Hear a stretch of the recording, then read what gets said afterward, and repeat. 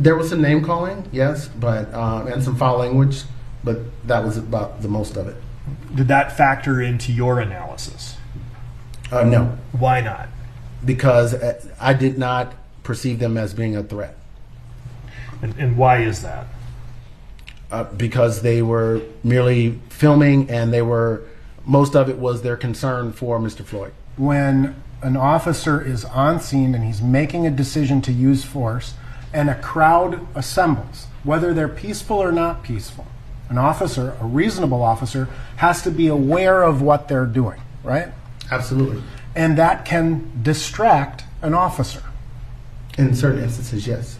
And if I start calling you names, that conveys a meaning, right? Yes. And a reasonable officer could foresee that or see that, perceive that as a threat. Name calling, I would say it depends on the officer's training and experience. Okay. But an officer, a reasonable officer, could perceive the words that people are saying and the tone that it is being said in as a threat or a risk to the officer's safety. Agreed? A risk, possibly, but officers are typically trained that when it comes to verbal threats in and themselves, that you can't just use that only to justify force. Now, are you familiar with the concept of proportionality? You could take that down, please.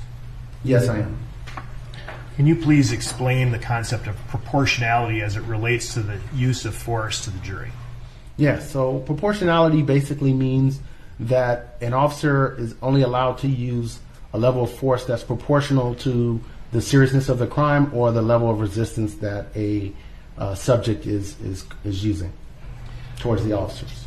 Sir, do you have an opinion to a degree of reasonable professional certainty to how much force was reasonable for the defendant to use on Mr. Floyd after Mr. Floyd was handcuffed, placed in the prone position, and not resisting? Yes. What is that opinion? My opinion was that no force should have been used once he was in that position. Cameras they don't have a feeling or a sensation, right?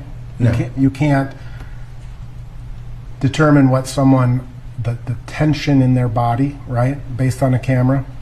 Specifically, are you if someone is struggling, right, and you've got them handcuffed, they can still be tense but not really look very tense, right?